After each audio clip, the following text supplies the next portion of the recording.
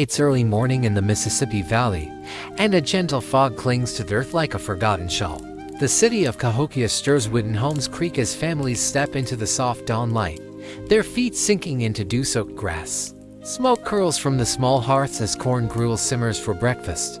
The air smells faintly of ash and roasted maize, mingled with the scent of damp earth. Children's laughter echoes faintly, already practicing games, their voices floating up toward the towering mounds that loom like gentle giants over the city. The Grand Plaza stretches wide, an expanse of trampled earth, buzzing with the energy of daily life, though no one here calls it the Grand Plaza.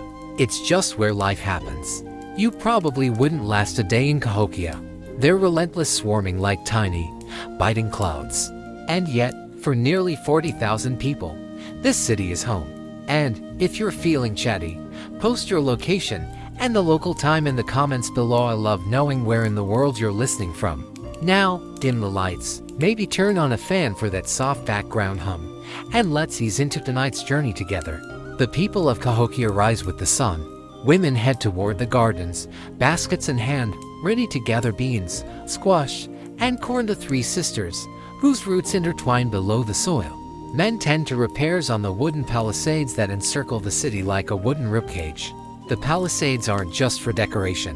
They're a warning: this is a city that knows trouble comes. Historians still argue whether the walls were built for defense or ceremony, but either way, they're impressive. They stretch high, sharpened logs lashed together, encircling the sacred heart of the city. Across the fields, traders arrive with goods from far beyond the rivers, shimmering shells from the Gulf Coast, copper from the Great Lakes, and stone tools from the Appalachian foothills. Cahokia is a crossroad of commerce, a place where languages blend and ideas are swapped like small treasures. And the mounds, oh, the mounds. Rising like ancient sleeping beasts, they dominate the skyline. The tallest, Monk's Mound, is so massive that it would take over 14 million basket loads of earth to build. Imagine the backbreaking labor day after day, hauling dirt under the hot sun, climbing higher with each load. It's said the ruler himself lives atop Monk's Mound, his house perched like a wooden crown upon a sacred hill. They call him the Great Sun, or sometimes the Birdman, depending on who you ask. He's adorned with feathers and pearls, a living symbol of power. Cahokia is alive, bustling, chaotic, and somehow gentle in the morning haze. Children dart between homes, the scent of smoked fish and fresh earth in the air. A dog barks lazily in the distance, and the occasional clatter of stone tools punctuates the morning. But for all its energy, Cahokia holds secrets in the soil.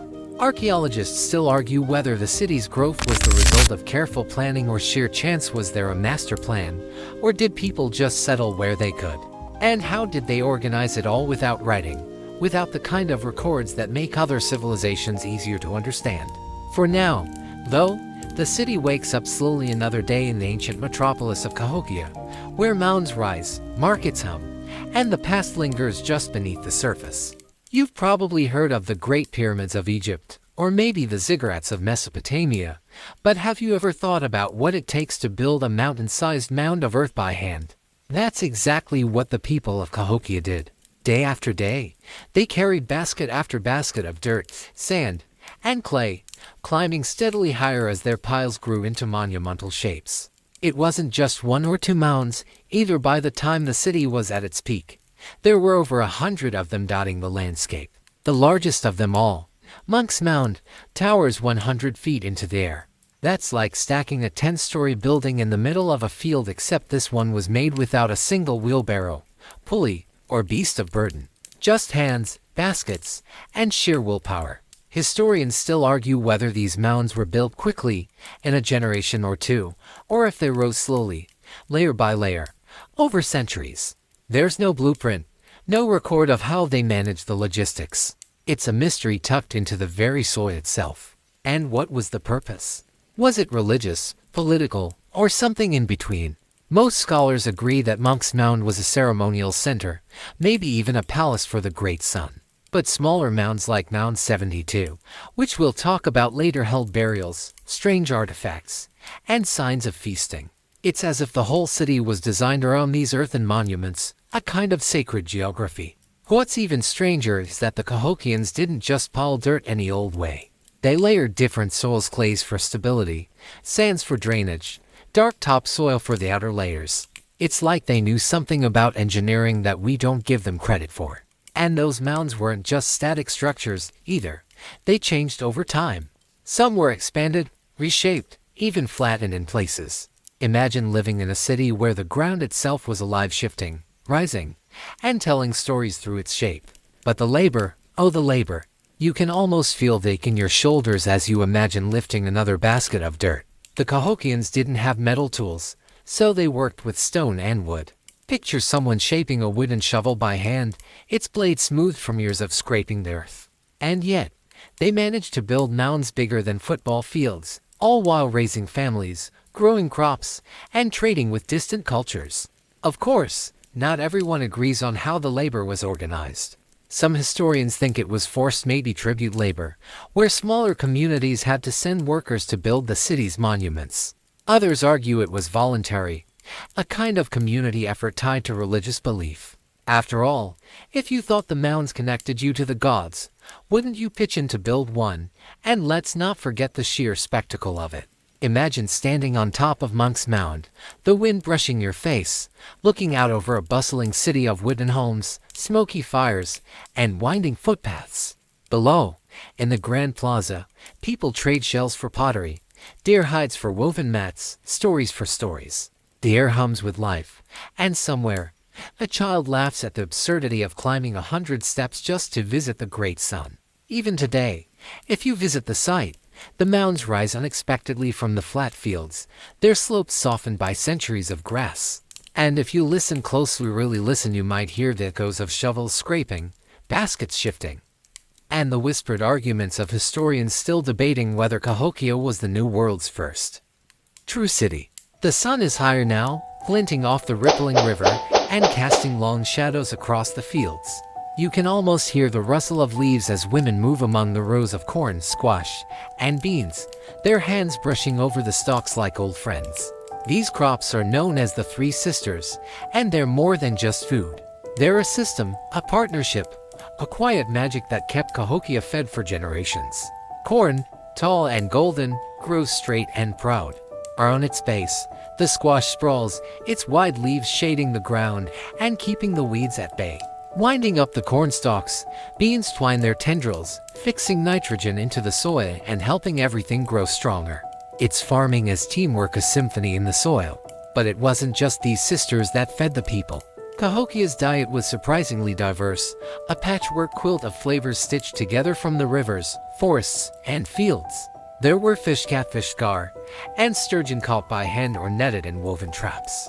There were deer, turkey, and even the occasional turtle, roasted over open flames.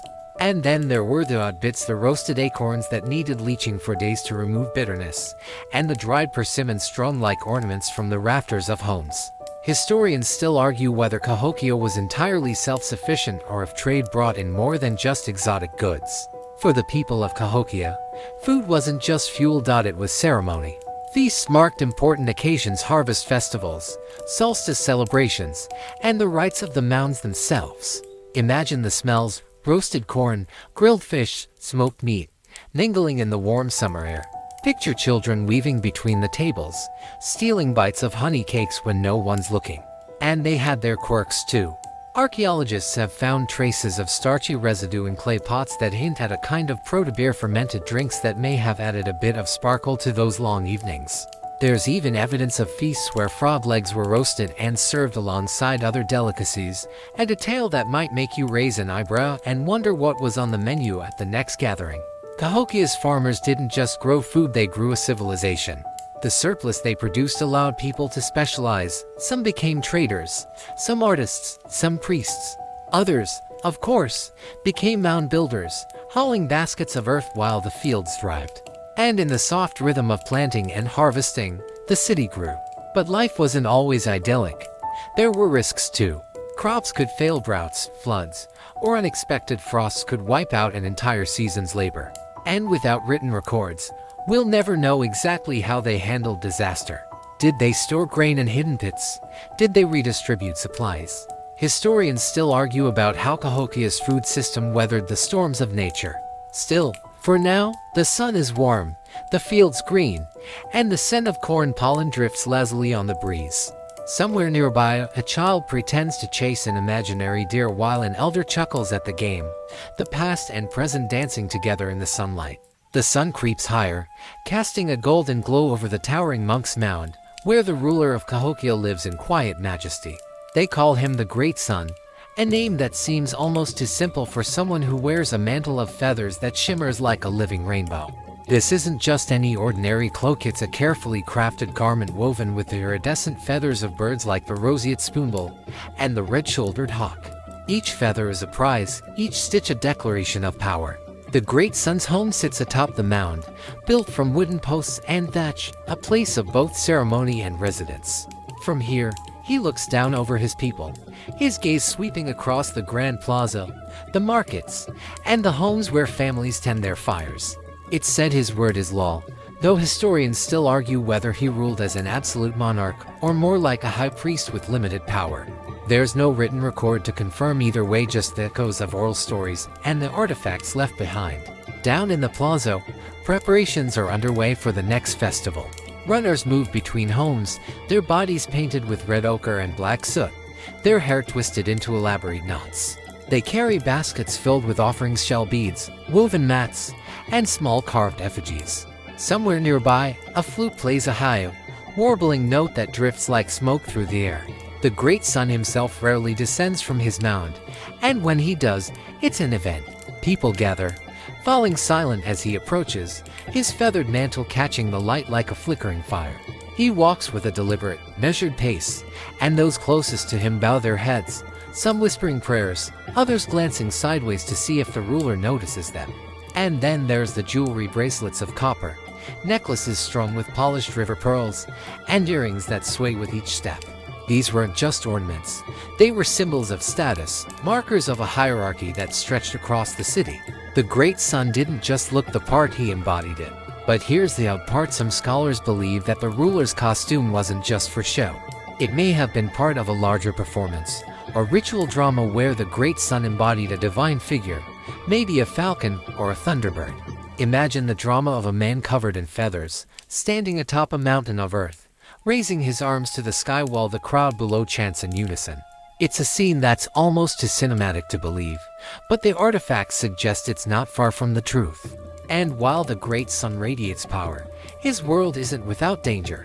There are whispers, always whispers, of rivals, of jealous neighbors, of distant tribes watching the city's glow from across the river and wondering what it would take to topple it. The Palisades, remember, aren't just for decoration.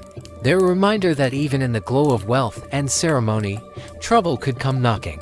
Still, for now, the Great Sun's gaze rests calmly on his city, his feathered mantle rustling gently in the breeze, a soft reminder that in Cahokia, the line between ruler and ritual is as delicate as a single plume drifting down from the sky. Beneath the watchful gaze of the Great Sun, life unfolds in smaller, humbler moments too. Just beyond the main plaza, in the dusty yards between homes, the children of Cahokia play. You can almost hear their laughter, sharp and bright, as they chase each other barefoot across the packed earth. Some invent games, rolling stones in the dirt, or pretending to stalk imaginary prey, crouching low with makeshift spears. And then there's the game of chunky. One child throws a smooth, disc-shaped stone called a chunky stone down the field.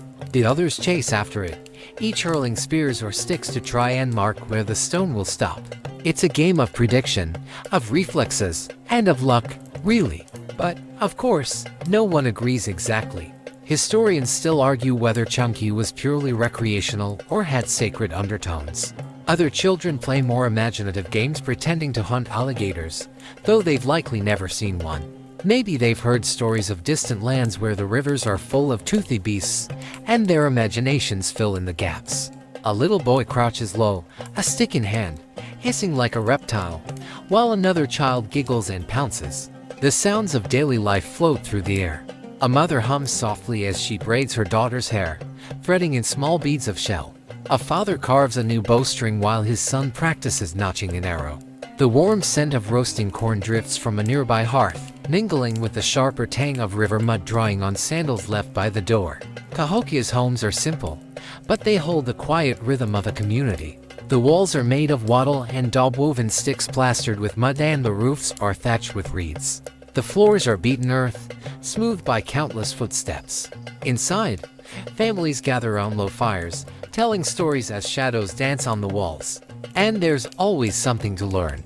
A curious child might ask why the moon looks different each night, and an elder, seated cross-legged in the corner, might launch into a tale about a celestial rabbit or a turtle carrying the world on its back.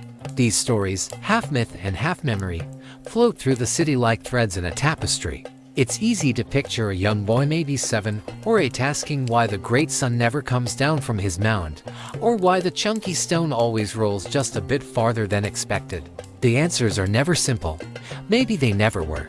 And so the day rolls on, with children darting in and out of view, their laughter mingling with the calls of traders and the soft thud of feet on earth. The city breathes, the mounds stand silent, and life ordinary, beautiful life unfolds in the dusty courtyards and winding paths of Cahokia. As the sun begins its slow arc toward the west, casting longer shadows across the Grand Plaza, the heart of Cahokia glows with a quiet mystery, one that still puzzles archaeologists today. Near the edge of the city stands a curious arrangement of wooden posts, carefully planted in a wide circle. Imagine standing in that circle of posts as the morning light filters through. The air is still, birds flit from post to post, and the ground feels cool beneath your feet. The logs themselves are tall, some reaching over 20 feet, and arranged in such a way that, on certain days of the year, the sun rises or sets directly in line with specific posts. It's an ancient calendar, a wooden clock that marked the solstices and equinoxes with surprising accuracy. How did they know to build it this way? That's the mystery. Historians still argue whether the knowledge came from careful skywatching over generations, or whether there was a spark of influence from distant cultures. Maybe traders brought stories of similar observatories from across the rivers.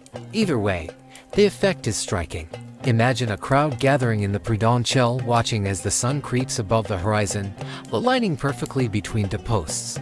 It must have felt like the world itself was humming in tune. And this wasn't just a farmer's trick to know when to plant corn. It was ceremonial, maybe even sacred. The posts were painted red, and some were set into deep pits, suggesting they were meant to last, an enduring part of the city's landscape. Archaeologists have found animal bones buried nearby, hinting at feasts or offerings tied to these solar events. Maybe people danced in the circle. Maybe they sang. Maybe they watched in awed silence as the sun rose, a golden disk slipping perfectly into place. There's a kind of magic in that, isn't there? And yet, it wasn't just about tracking the seasons. The sun ruled life in Cahokia, dictating when to plant, when to harvest, and when to celebrate. The rhythm of the city pulsed in time with the heavens, and standing in the center of Woodhenge, you might feel as if you were at the center of the universe itself. A child tugs at their mother's sleeve, asking why the sun comes back to the same place each year. The mother smiles softly, brushing a strand of hair from the child's face, and says, "Because the sky remembers." And just like that, the lesson is passed on, wrapped in warmth and wonder, as the posts of Woodhenge stand silent, waiting for the next sunrise. By midday, the Grand Plaza of Cahokia is a swirl of noise and movement. You can almost hear the low hum of voices blending together, traders shouting their wares, women bartering over goods, and children darting between legs, slipping under woven baskets in search of adventure. It's market day, and the heart of Cahokia pulses with the energy of 1,000 small trades. The stalls are simple, sometimes just mats on the ground, sometimes low tables made from wooden planks. On them, there's an array of goods: clay pots smoothed and painted with swirling patterns, woven mats that smell faintly of river reeds, copper ornaments glinting in the sunlight, and shell beads that shine like tiny moons. There are dried fish strung up like garlands, piles of nuts and berries, and baskets brimming with corn and beans. A man proudly displays an obsidian blade, dark as a starless night, while another offers a bundle of dyed feathers, their colors bright and unnatural looking. And the smells, oh, the smells. There's the tang of smoke from roasting meats, the sweet scent of freshly cracked nuts, the faintly sour note of fermenting drinks, and the earthy musk of hides and furs. It's a sensory feast, a living museum of trade goods from all across the continent. Because make no mistake, Cahokia wasn't isolated. This city was the beating heart of a trade network that stretched from the Great Lakes to the Gulf of Mexico, from the Rockies to the Atlantic coast. Copper from the north, mica from the Appalachians, turquoise from the southwest, salt from distant mines. These treasures all found their way to Cahokia's markets, where traders haggled and deals were struck. And yet, historians still argue how far this network truly reached. Did traders from Cahokia journey themselves, or did goods pass hand to hand, traveling like whispers across the land? Were there trade alliances, or was it all a chaotic free-for-all? The debates linger, like the faint scent of wood smoke that clings to the air long after the fires burn low. It wasn't just goods that were traded either. Ideas, stories, and beliefs flowed through the market like water seeping into the soil. A woman from a distant village tells of a river that flows backward, while a man claims to have seen a creature with antlers and wings. A trader leans in close, whispering about a new way to store seeds for winter, and innovation that might just change how families survive the cold months. And for those with a sharp eye, there are the oddities. A carved idol that no one in Cahokia seems to recognize. A bundle of herbs that smells strangely sweet, said to come from a place where the sun touches the water. A stone that's shaped like an arrowhead but gleams with a silvery sheen no one has seen before. It's a place where the ordinary and the strange coexist. Where a woman can trade a basket of beans for a copper bracelet. Where a child can listen wide-eyed as a traveler tells a story of a giant bird that carries people to the sky. Cahokia's market isn't just a place to buy and sell. It's where the city breathes, where cultures mix, where the distant becomes local. And as the sun glints off a polished shell, a trader grins, striking a deal that will echo in the stories told over the evening fire. Just beyond the busy market, and the quieter corners of Cahokia, there's something odd you might not expect. If you take a stroll near the edges of the city, where the trees grow a little thicker and the ground feels soft beneath your feet, you might stumble upon patches of sticky, amber-colored resin oozing from tree trunks. It glistens in the sunlight, and if you pick some up, it clings to your fingers like a forgotten piece of candy. This resin wasn't just a natural curiosity for the people of Cahokia, it was a resource, one with 1,000 uses, though historians still argue exactly how they used it. Some believe it was chewed like gum, a natural breath freshener long before Tic Tacs hit the scene. Others think it was used as a kind of primitive glue, maybe for sticking feathers onto ceremonial headdresses, or mending cracks in pottery. And there's even a theory that it might have had medicinal properties, used in poultices to soothe skin or as an early form of antiseptic. Whatever its purpose, the resin wasn't the only sticky surprise in town. There are hints, scattered across archaeological digs, of other substances thick, tar-like gums collected from pine trees, perhaps for sealing containers, or as a base for pigments. Imagine someone grinding up bright red ochre, mixing it into tree sap, and using it to paint a pattern on a pot or a dancer's body. The possibilities are endless, and the clues are tantalizing. And here's the oddest part: some of the resin found at Cahokia doesn't match the local trees.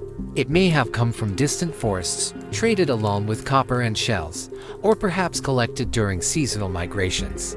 Historians still argue about the scale of these trade routes, but the presence of exotic resin suggests that the network of exchange reached farther than we might have thought.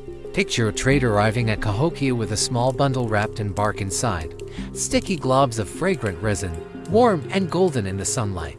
A curious child reaches out, and the trader grins, offering a piece to chew.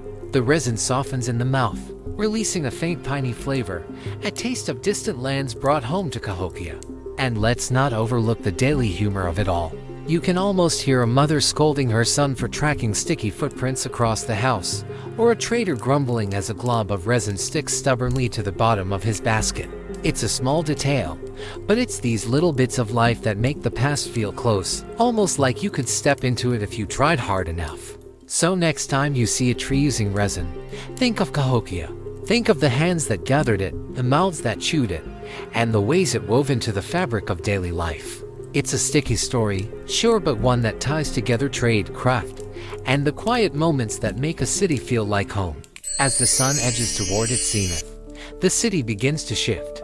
The air feels heavier, buzzing with anticipation, because today isn't just another ordinary day, it's the festival of the sun. From the heights of Monk's Mound, the great sun prepares, and below, the people gather, filling the grand plaza until it feels like the entire city has pressed in close, waiting for something special. The scent of wood smoke mingles with the grassy perfume of trampled earth, and somewhere a drum begins its steady, pulsing rhythm. It's not a loud, thundering beat, just a soft, insistent thump that makes your chest hum if you stand too close. People wear their best, skirts woven from river reeds, cloaks dusted with bright feathers, necklaces that clink softly with every movement. Children giggle and tug at each other's hands, while elders sit quietly, faces serene but eyes sharp, watching the dance of light and shadow across the ground. At the center of the gathering, a post painted red marks the place where the sun will soon align. It's a moment that feels both ordinary and magical, as if the earth itself is holding its breath. When the sun finally hits that perfect spot, the crowd murmurs in awe. The Festival of the Sun isn't just about the sky. It's a time of offering small bundles of corn, carved beads, feathers, and even the occasional animal sacrifice. A young man steps forward, hands trembling, as he presents a turtle shell filled with bright red pigment, a gift for the gods. Historians still argue whether these offerings were purely symbolic or if they carried deeper and spoken hopes, wishes for rain, for a good harvest, or for protection from unseen dangers. The rituals are layered. Dancers in feathered cloaks move in slow circles, their steps deliberate, their faces painted in bold patterns of black, red, and white. Their movements mimic the flight of birds, the slow turn of the sun, and the twisting of rivers across the land. A child watching nearby might wonder if the dancers are human or spirits, or perhaps a little of both. And there's music, too. Flutes trill softly, and rattles made from gourds or turtle shells keep the beat, while the low hum of voices builds into a chant that rises, swells, and fades like waves on a shore. As the day winds down, and the lingering warmth of the sun fades into a dusky haze, the people of Cahokia turn toward another, quieter part of their lives, healing. In a corner of the city, near the smaller mounds that seem less grand but just as important, you'll find the medicine people, men and women who carry bone needles, stone blades, and rattles made from turtle shells. Imagine stepping into a healer's home, where the air is heavy with the scent of crushed herbs, maybe wild mint, maybe yarrow, and the faint smoke of burning sweet grass curls toward the ceiling. A patient sits cross-legged, their leg wrapped in a poultice of mashed roots, while the healer moves gently around them, shaking a rattle in a steady rhythm. The sound isn't loud, just a soft, hollow chick-chick-chick that seems to seep into your bones. The Cahokians didn't have hospitals in the modern sense, but they had methods, some practical, some spiritual. Wounds were cleaned with water infused with plants, cuts were sewn up with bone needles and sinew thread. It wasn't just about fixing the body, it was about soothing the spirit too. A healer might whisper a quiet chant or place a carved effigy near the patient, believing that the carving could absorb bad energy like a sponge. Historians still argue whether these practices were mostly symbolic or genuinely believed to hold physical power. But the line between medicine and magic in Cahokia was as thin as the smoke rising from a smoldering fire. There were, of course, the stranger treatments. Archaeologists have found small drilled stones that might have been used in a kind of massage therapy rolled across the skin to ease muscle pain. There are even signs that the people of Cahokia performed a primitive form of trepanation, carefully scraping or drilling into a skull, perhaps to release spirits, pressure, or pain. It's the kind of detail that makes you shudder and wonder who the first person was to volunteer for that. And humor. Oh, there was plenty of that, too. You can almost hear a healer grumbling about a patient who won't stay still, or a grandmother teasing her grandson for being afraid of a little bone needle.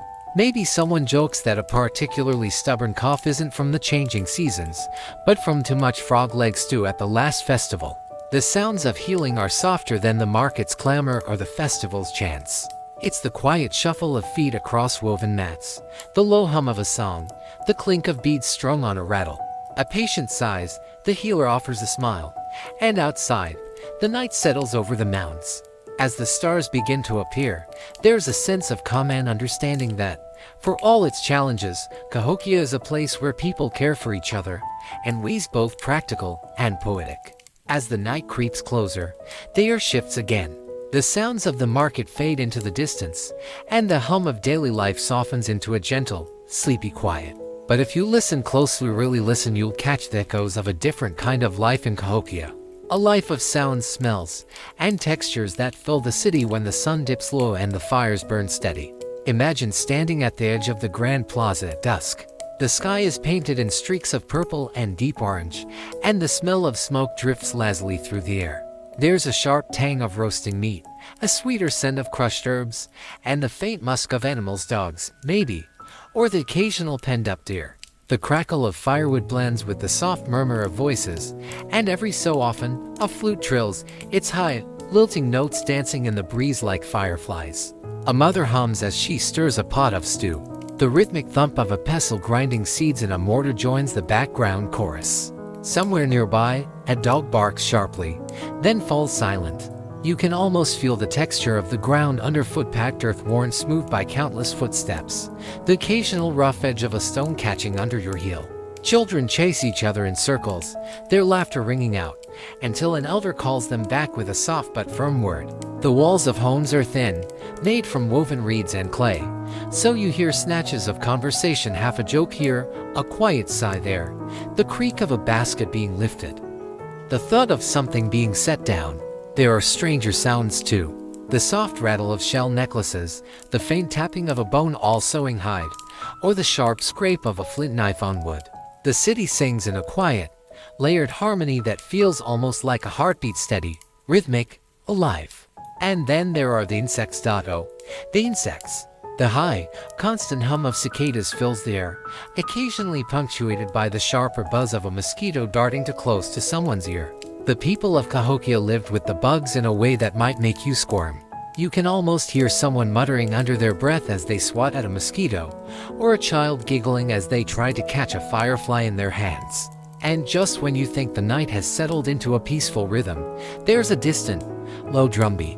It's soft, almost like a memory, but it carries across the plaza, weaving through the air like smoke. Is it a signal, a ceremony beginning, or maybe just someone practicing a song in the fading light? Historians still argue about the role of music in Cahokia's daily life. Was it a constant presence, or something saved for special moments? The truth, like so much else in Cahokia, slips through our fingers, leaving only echoes. As you breathe in the night air, you realize something. Cahokia wasn't just a city of mounds and markets. It was a city of sounds. A place where laughter, music, work, and whispers layered together, creating a living, breathing symphony that wrapped around every person who called it home. But for all the laughter, music, and festival dancing, there was also a darker side to Cahokia city, as grand as it was fragile. You can see it in the towering palisades, the sharpened wooden stakes that ring parts of the city like a necklace of warning. They weren't just decorative, they were there for a reason. Imagine standing before the walls, the sharpened tips catching the fading light. They loom high, casting shadows over the homes nestled within. The gates are narrow, the paths worn down by countless feet, and you get the sense that these defenses were built in haste, maybe after a skirmish or a bad harvest season. Historians still argue whether Cahokia's palisades were a response to internal unrest, maybe rival factions within the city, or to threats from outside groups. There's no written record to settle the debate, but the very existence of the walls suggests a tension simmering beneath the surface. And it wasn't just the walls. There are signs of conflict scattered across the city's remains, arrowheads buried deep in the soil, broken bones that hint at violent ends, and the occasional burned layer in the earth that whispers of fires, maybe accidental, maybe not. It's easy to imagine a tense night in Cahokia, when the drums beat a little too fast, when traders whispered rumors of raids from distant villages, and when the guards at the gates shifted nervously, as scanning the horizon. Yet, for all that, life went on. Children still played in the courtyards, women still ground corn by the fire, and the great sun still watched from his mound, his feathered mantle rustling in the breeze. It's a strange tension, this balance between daily life and the ever-present possibility of danger. And humor found its way in, even here. You can almost hear a guard grumbling about the mosquitoes being more dangerous than any raiders, or a trader joking that he'd rather face an angry warrior than a hungry mother whose squash harvest did it come in. It's that mix of fear and laughter, danger and routine, that makes Cahokia feel so real. The walls, in their own quiet way, remind you that even the grandest cities must face the limits of their power. And while we may never know the full story, whether the walls kept invaders out or simply made the people inside feel safer, there's a lesson in those weathered posts. Sometimes, it's not the height of the wall that matters, but the stories we build around it. As the night deepens and the fires flicker low, the walls of Cahokia stand silent, watching, waiting, holding the secrets of a city that once buzzed with life and the ever-present hum of uncertainty. Buried deep beneath the grassy skin of Cahokia lies a mystery that has puzzled archaeologists for decades. A single pit, dug long ago, holding the remains of 53 young women.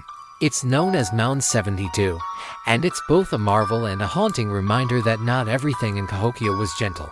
Picture it, a low, grassy mound, unassuming from the outside, but beneath it, layers of carefully arranged bodies, their arms folded neatly, their skulls resting in rows. These women were likely in their late teens or early 20s. Some were placed with shell beads, others with nothing at all. There are no signs of violence on their bones, no sword marks or crushed skulls, just the eerie silence of a burial whose meaning is still debated. Did they die in a ritual sacrifice, an offering to the gods of the mounds? Or were they honored in death, chosen for some sacred purpose we can't fully understand? Historians still argue whether Mound 72 represents a mass sacrifice or a grand ceremonial burial. The lack of obvious trauma leaves more questions than answers, and the debate hums unlike the low murmur of a distant drumbeat. And it wasn't just the young women. Mound 72 holds other secrets, 2 burials of men laid out in elaborate patterns, sometimes with the bodies of attendants or retainers nearby. There's a man buried atop a bed of 20,000 shell beads, ranged in the shape of a bird. A bird? Can you imagine the shimmering, iridescent glow of all those beads, catching the sunlight as they were laid down, one, by careful, steady hands? Theories abound. Some say the bird represents the falcon, a symbol of power and divine rule in Mississippian culture. Others think it ties to the great sun, a kind of celestial connection between ruler and sky. And others, well, they point to the mystery of it all, the idea that maybe we'll never fully understand what these burials meant. That they were part of a belief system as complex and layered as the mounds themselves. And then there's the everyday oddness of it all. Imagine the workers hauling dirt to build the mound, only to discover they've hit a previous burial. Did they pause, say a prayer, or just dig around it with a shrug? Picture the hushed conversations, the rumors swirling about what it all meant. Did the women die willingly, or were they chosen? A child, wandering too close to the mound, might ask their mother what lies beneath, only to be hushed with a finger to the lips and a quiet, "Some things are better left to the spirits." Mound 72 is a reminder that Cahokia wasn't just a city of markets, music, and feasting. It was a place of mystery, of rituals we can only half glimpse through the veil of time. And as the winds rustle the grass atop the mound, you can almost feel the weight of those questions, resting quietly in the earth below. As the night deepens and the fires burn low, you might start to feel the telltale rumble of an empty stomach. In Cahokia, food wasn't just about filling bellies, it was a way of life, woven into every moment, every celebration, and every quiet evening by the hearth. The meals here were a blend of the familiar and the surprising, the ordinary and the downright odd. Take a walk through a Cahokian kitchen, though it's more of an outdoor hearth surrounded by baskets and pots. You'll find the basics, of course: corn, beans, and squash, the dependable 3 sisters that kept people alive. The corn is ground into meal, cooked into grits or bread.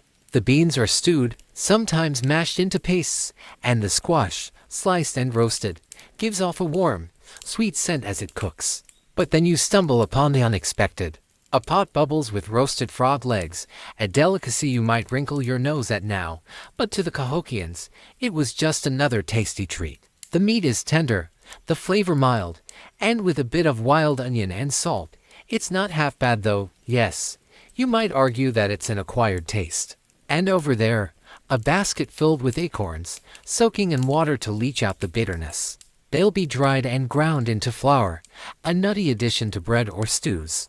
There's roasted fish, catfish, gar, and sunfish, all caught fresh from the Mississippi. The skins crackle over the fire, the fat sizzling and popping.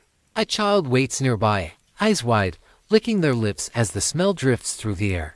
Maybe there's even a light joke tossed around, something about hoping the fish doesn't still have its river mud flavor. And let's not forget the drinks. There's evidence faint traces left in clay pots that the people of Cahokia might have brewed a kind of fermented drink, maybe from berries or honey. It wasn't exactly wine, and it wasn't exactly beer, but it had a kick, and you can imagine it brought a little warmth to the long winter nights. Historians still argue about this, whether Cahokians truly had alcohol, or whether what they drank was more like a lightly fermented, tangy juice.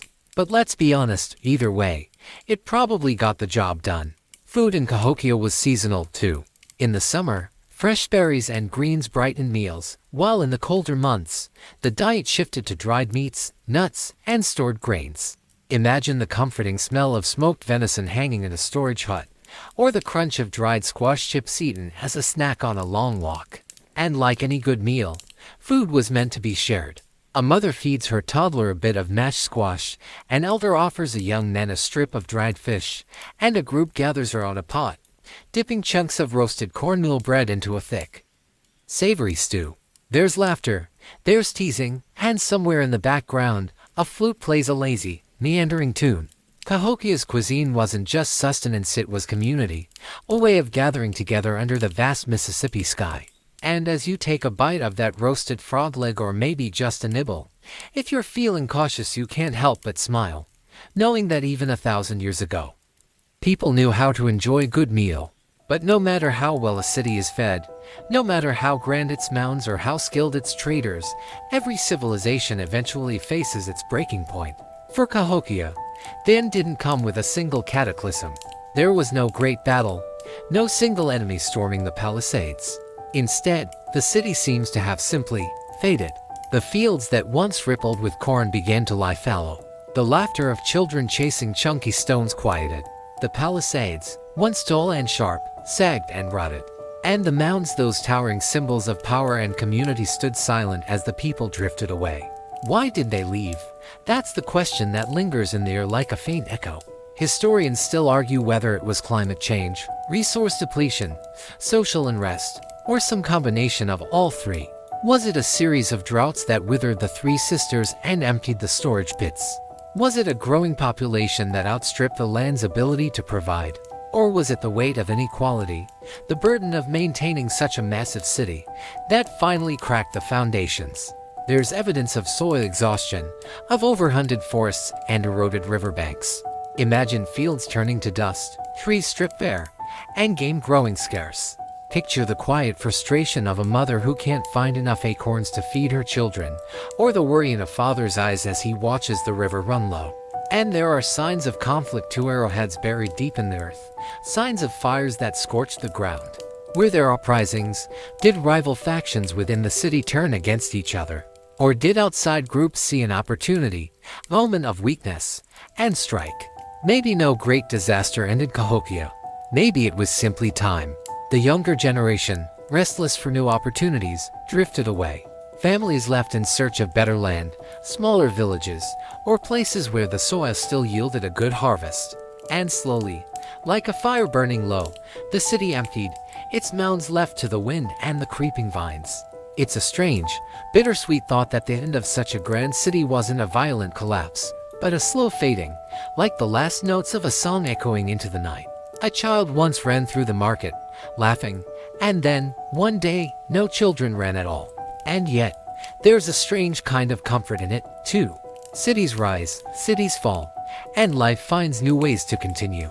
The mounds remain, soft green hills in the landscape, and the stories of Cahokia linger in the soil, waiting for curious hands to uncover them, and for voices like mine, like yours, to tell them once more.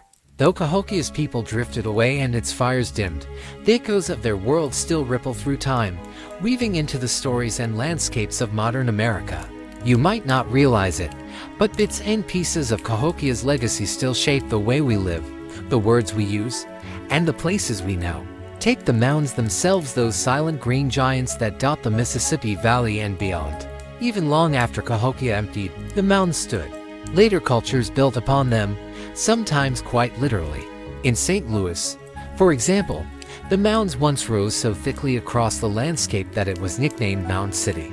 But most of them were leveled as the city grew, flattened to make room for streets and buildings, their earth carted away like just so much dirt. It's a loss you can almost feel in your bones, isn't it? But some mounds survived, and the whispers of Cahokia's influence linger in unexpected places. The very layout of modern cities' grids, central plazas, and public spaces has echoes of Cahokian design. Historians still argue whether urban planning in North America took direct inspiration from places like Cahokia or if it's just one of those strange coincidences that history loves to throw at us. And then there are the stories. Among Native American communities, tales of mound builders, of great cities ruled by skywatching leaders, and of powerful beings who shaped the earth itself have been passed down through generations. Maybe they're not all about Cahokia directly, but the threads are there, woven into oral traditions like beads on a string. The crops the Cahokians cultivated, corn, beans, squash, became the backbone of countless American diets, feeding millions long after Cahokia's last cookfire burned out. And some of the plants they used for medicine, like echinacea and yarrow, are still found in health food stores today. Though you probably won't hear anyone crediting Cahokia when they sprinkle it into their tea. Even the old trade routes, those rivers and trails that once carried shell beads, copper, and resin into Cahokia's markets have left their mark. And, of course, there's the sheer inspiration of it all. The idea that, 1,000 years ago, a city of 40,000 people larger than London at the time rose in the heart of what we now call America. It's a quiet challenge to the old myths that the continent was an untouched wilderness before Europeans arrived. Cahokia's story reminds us that cities, trade, and culture flourished here long before colonial ships crested the horizon. So the next time you drive past a grassy hill that looks just a little too round, or bite into a fresh ear of corn, or walk through a city plaza laid out in a careful grid, think of Cahokia.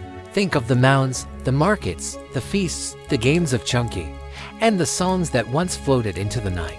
The city may have faded, but its echoes are everywhere, if you know how to listen.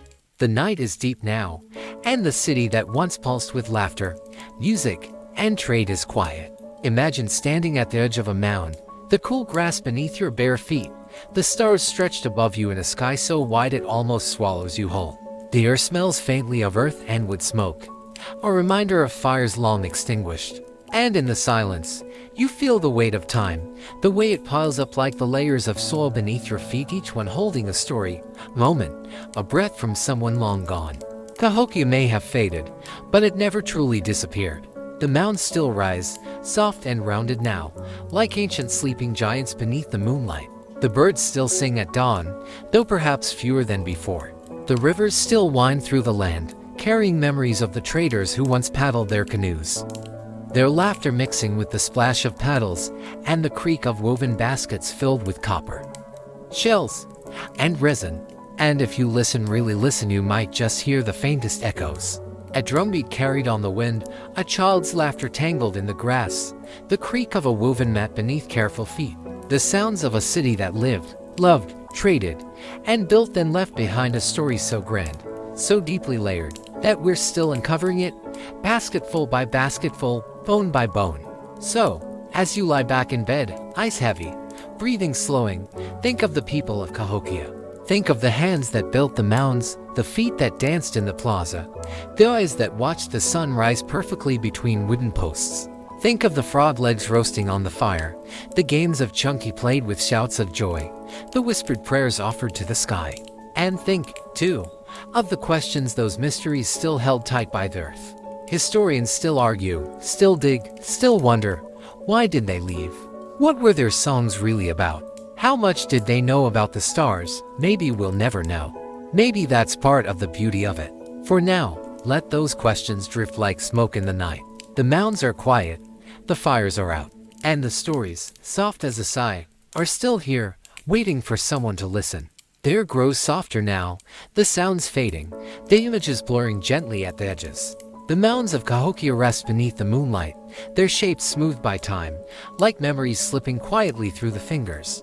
The wind whispers across the fields, rustling the grasses, a soft, steady breath that carries the faintest hint of ash earth and ancient stories. The footsteps fade, the voices quiet, the fires flicker once, then go dark. Let your own breath slow, your body sinking deeper into the mattress, each muscle softening, each thought dissolving like mist in the morning sun. The past has folded in upon itself, The mounds standing silent watch under a sky strewn with stars. And you, warm beneath your blanket, safe and still, can let go of the questions, the mysteries, the gentle weight of history. They'll be here waiting when you wake. For now, sleep. Let the story drift into dreams. The mounds are resting, and so are you.